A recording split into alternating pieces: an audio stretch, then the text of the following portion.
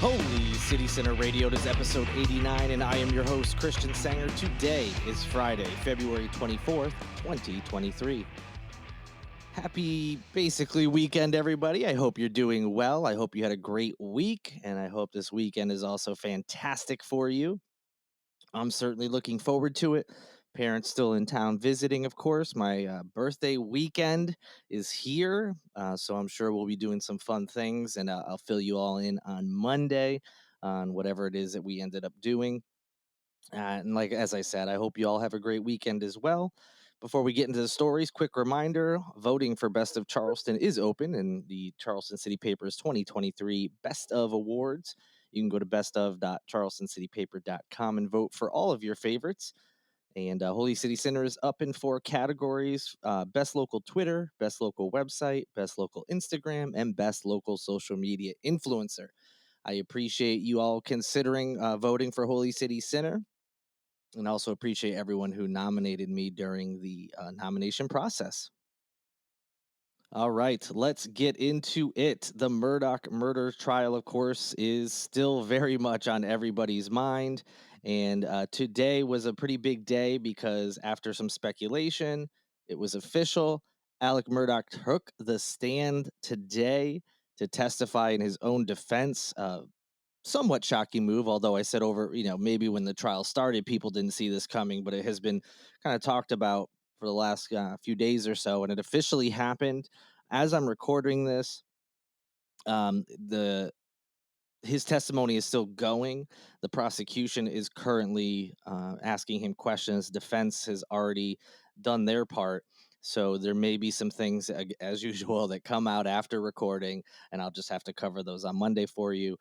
You also, if you don't already, can follow Holy City Center on Facebook and Twitter. I post frequent updates about the news, especially on Twitter, since it's a little bit more immediate. So if there's any big news, you can be sure I'm sharing it on there.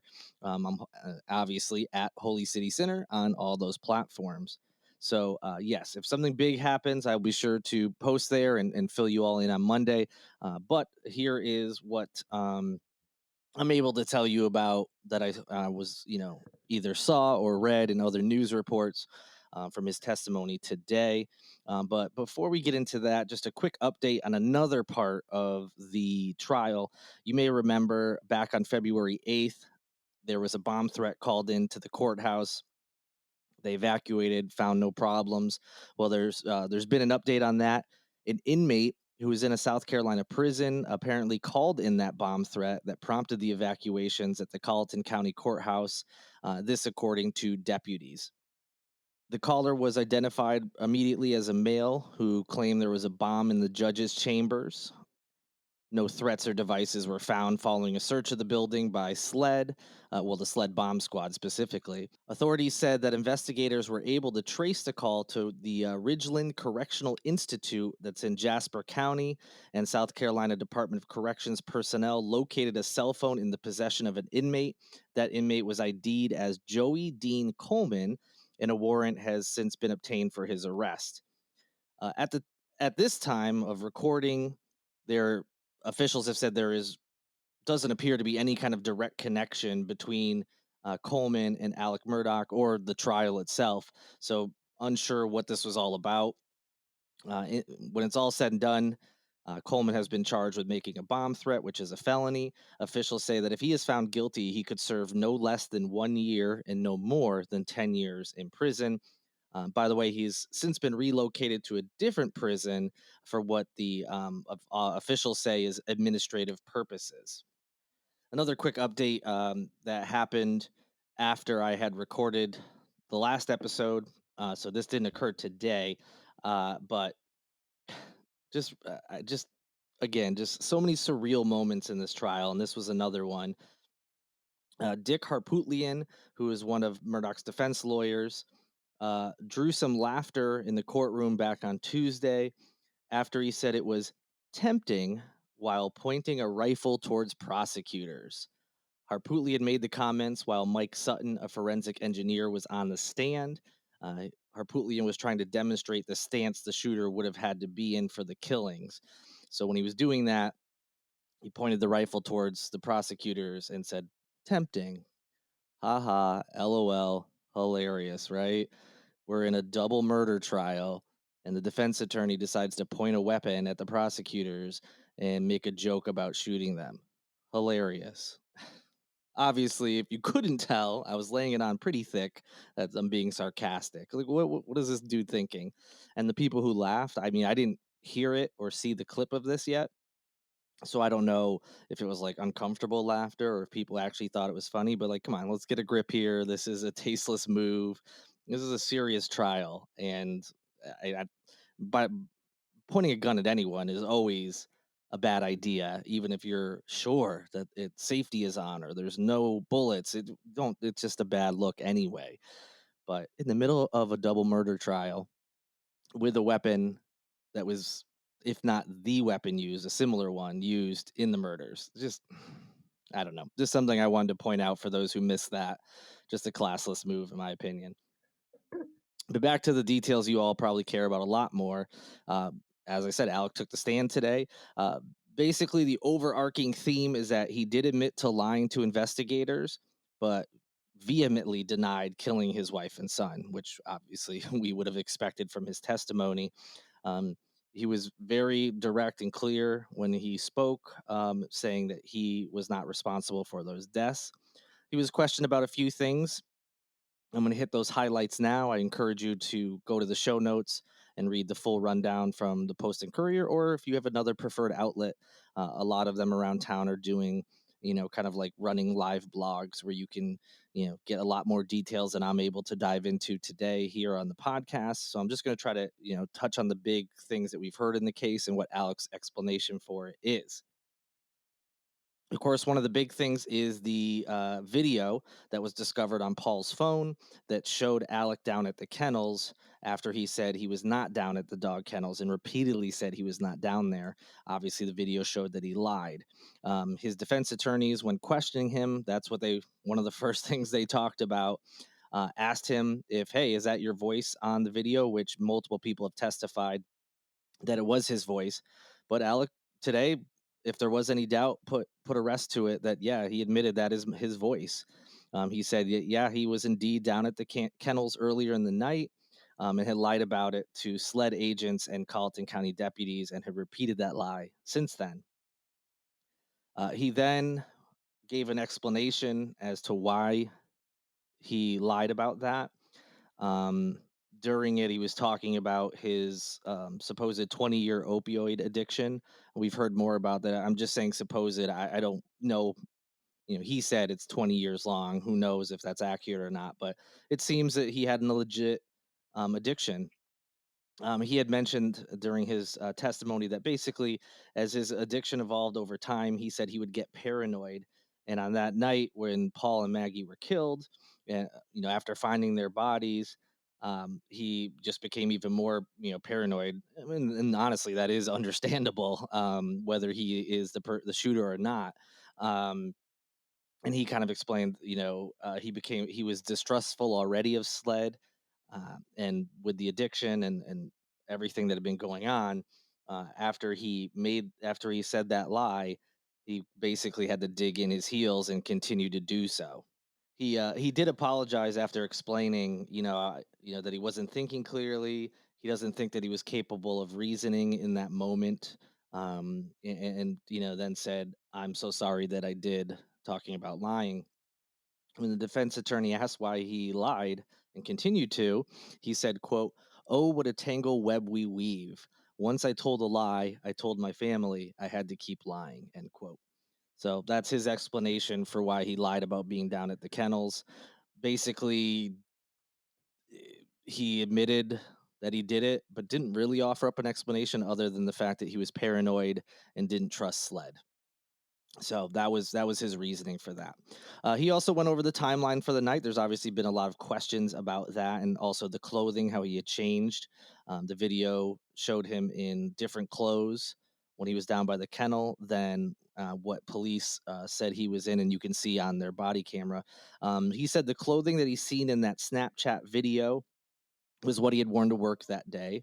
He says he then went upstairs to take a shower, and then that's when he changed into the. He says that's when he changed into the clothing that is seen on those body camera videos. He said, yeah, so he showered, changed into those clothes. He said he, Maggie, and Paul had dinner together while watching TV. And then eventually they went down to the kennels. He says he stayed at the house. He maybe dozed for a little bit while watching TV and then went to check on his mother, who was in poor health. And then, as we've talked about, he came back and found the bodies according to his testimony. He was also asked about, because you may remember, some GPS data from his car's OnStar program, as well as some cell phone data. He was asked to talk about the GPS findings on that. His defense attorney asked, hey, why on this data that we've pulled, why does it show that you stopped for about a minute in your mother's driveway before he went back to the property where the bodies were found? Murdaugh said that his cell phone had fallen between the seat and console and he was struggling to get it out. He unequivocally denied that he was using that time to stash weapons or hide bloody clothing, as prosecutors have suggested that he did. Prosecutors also presented evidence that showed Murdaugh was apparently reading text messages and Google searching a restaurant as he waited for first responders to arrive after calling 911. He also vehemently denied doing any of that. And lastly, he claims that he told, or that he encouraged, SLED agents every time he spoke with them to extract GPS data from his Suburban and his and Maggie's cell phones. He claimed that he was sure the data would help corroborate his alibi. So he claims he wasn't trying to hide it. He claims he was well aware of GPS data and what it did and what could come, what potentially could be seen from it, and was sure that it would exonerate him. So again, I encourage you to go look up more, because more happened, and is still going on as we speak. So there's some stuff that, whatever the prosecution is currently asking him, I don't have that information for you. So definitely, if you're interested, like I said, link in the show notes. There'll be updates on that, as well as you can, search other local news outlets. We'll see what happens, and we'll recap on Monday the rest of that. But certainly an interesting day having him on the stand and hearing his explanation for some of the things that people had a lot of questions about. Next up, on Thursday, just yesterday, there was some news regarding the late David Aylor. He was a prominent attorney here in town. You all may remember that he had died in his home back on January 2nd. And we have been waiting for the results from the Charleston County Coroner to see what his cause of death was. And on Thursday, there was a couple pieces of information that came out, including that cause of death. The Charleston County Coroner says his death was an accident and was a result of an accidental overdose involving mixed drug toxicity. The drugs found in his system included Klonopin, Valium, alcohol, and fentanyl, which, if you know anything about it, we've talked about on the podcast a few times, is an extremely potent drug, even more potent than heroin. That is sometimes found, um, in overdose deaths to have been something the deceased didn't know they took. At this time, there are no details about how or why fentanyl was in his system, so it's unknown if he meant to take it, if it was somehow laced in something else. Still don't know. But the cause of death, according to the coroner, is an accidental overdose, which led to mixed drug toxicity. Now, that was the coroner report. A little bit later, the Post and Courier tweeted out that the Charleston police have said that their department's narcotics unit is continuing to probe the death, and that includes the source of the drugs found in his system. So that investigation is still ongoing. So we have the cause of death, and now they're going to work to see, again, where some of these drugs may have come from. Did he knowingly take all of them? A lot still to be worked out as far as the investigation is concerned. To that end, the Post and Courier was able to get a little bit of Aylor's medical history. They filed a Freedom of Information Act request soon after Aylor's death, and the report they got was something that was prepared for the coroner's office. And in that document, or documents, it said that his medical history included anxiety, sleep apnea, hypertension, and migraines. However, the report didn't indicate whether he was taking any prescriptions, so we don't know if any of the things he took were, prescribed by a doctor, or if he was somehow obtaining them illegally. It also didn't say how much of each drug was present in his system. So again, a lot of questions still. The report didn't really, that portion of the report really didn't provide any insight. I'm sure more information will come out, and I'll be sure to update you all. But honestly, it doesn't seem to be too much of a surprise. I think a lot of people, whether it was from rumor, conjecture, or some earlier reports that weren't official, from like gossipy kind of blogs, that this is what was kind of expected, that it was going to be an accidental overdose that involved fentanyl in some way, shape, or form. But there's still, we have found out that there was some more drugs, again, Klonopin, Valium, and also alcohol in his system. So sad, of course, and continues to be a very sad situation. Hopefully, the investigation will shed some more light on the situation. And if someone, you know, if he did get drugs illegally or what have you, and somehow fentanyl got involved, hopefully people will be brought to justice for that. The other bit of news that came out is that the law firm bearing his name is going to close. Um, which is actually kind of at odds at what the law firm had put out in a statement shortly after his death. At the time, the firm's managing attorney, Lindsey Johnson, had written a statement that said Aylor, quote, left the firm with a strong succession plan and a talented team who will continue providing top-notch representation and service to the firm's clients, end quote. So that was what was the plan and what was expected, and now we're learning that they're actually going to close. So a little bit of a contradiction. Not sure what happened in those days after his death to now. When the Post and Courier reached out to try to get some more information, they were told it's a sensitive matter, and that was really all they were able to get as far as an explanation. In addition to that, some court documents that were filed as part of his estate also contradicted that statement. An email from the South Carolina Bar's Practice Management Assistance Program confirmed that Daylor had no successor on record, despite the statement alluding that he did. In his will, Aylor named his brother Andrew, who lives in California, as the trustee of his estate, which he then passed on, which he wants to have passed on to his only child, who is an 18-year-old son. All right, moving on to some updates with legislation. Um, you won't be surprised that we have some more extreme things that are being proposed. I'll do my best to get through them here in a timely manner without getting too worked up over them. A lot of you know my feelings on these things, but I'll try to give you just the basics here. So, first up, a new bill that was introduced in the South Carolina State House could put the death penalty on the table for women who get an abortion. House Bill 3549 is actually an amendment to the South Carolina Prenatal Equal Protection Act of 2023 and would define person to include an unborn child at any stage of development. According to the bill, this would ensure that an unborn child who is, quote, a victim of homicide or, quote, victim of assault, end quote, is given the same protections under state laws, including and up to the death penalty. The author of this bill is Republican Representative Rob Harris of Spartanburg, which is District 36. If the bill passes, the only way someone could have an abortion in the state would be if the pregnant person faces a threat of immediate danger, death, or serious bodily danger. That person would then have to testify to prove their case. So again, just proposed at this point, hasn't even been voted on by the state house, which if you have been paying attention to all these proposed legislation, the state house is vastly more extreme than the Senate is here in the state. They tend to have the most out there bills, and again, tend to lean to the extreme.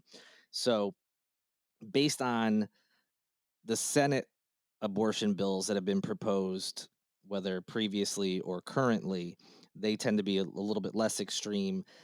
And although both sides are kind of digging in to what they want, if there's no consensus, it's not going to move forward. And it doesn't seem like the Senate is going to allow something this extreme to go forward, but you never know.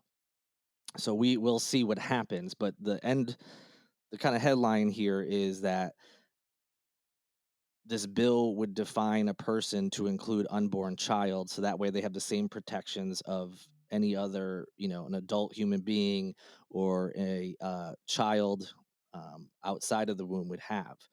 Obviously, and not surprisingly, there's been no talk about, well, if this were to go through and an unborn child is considered a person with the same protections and rights as, again, an adult or a child outside of the womb, does that mean that that unborn child um, will have the same rights as far as, if there's a miscarriage, can there be like a life insurance taken out on that? Will there be child support payments starting when the child is in the womb? Uh, Et cetera, et cetera. Can parents list an unborn child as a dependent? There's lots of questions, and unsurprisingly, none of that is included in this bill because the focus is entirely on the abortion issue, and they don't really seem to care about all that other stuff. We'll see again where this goes, not just in the state house, but if it is passed, what the Senate thinks of it. So again, just a proposal, but know that it is out there. Know that it will be debated and voted on in all likelihood at some point. So know that it is a possibility, and know that these are the types of representatives in other parts of the state and the types of things that they are working on and where their priorities are. To the other side of the legislature, the South Carolina Senate on Wednesday passed a law that would shield the identity of pharmaceutical companies providing lethal injection drugs for state executions. I've mentioned this before, but this is the latest update. It has passed the Senate. Um, as I've previously mentioned, lawmakers have been trying to resume capital punishment in the state that has been going on about 12 years now without administering the death penalty. The state has been unable to purchase the drugs necessary for lethal injections since the state's batch expired back in 2013.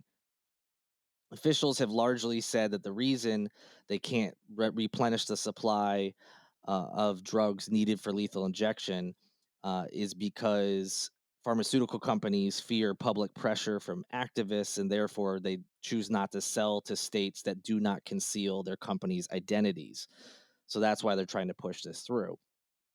Back in 2021, Republican Governor Henry McMaster signed a law that would force people on death row to choose between the electric chair or a newly formed firing squad in hopes that the state could restart executions that they were forced to pause, because once the lethal injection drugs ran out, the old law was they had to choose between lethal injection or the electric chair. Well, now they didn't have a choice because there was only one option.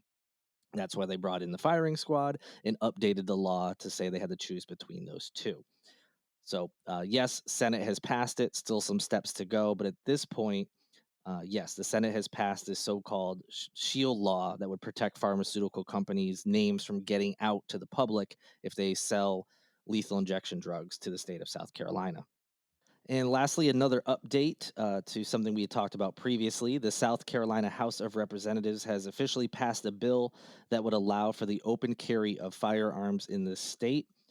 According to House Republicans, the bill known as H 3594, or as they like to call it, the Constitutional Carry or Second Amendment Preservation Act of 2023, would ensure that South Carolina citizens who can lawfully own a firearm have the right to carry it open or concealed, except with very limited restrictions.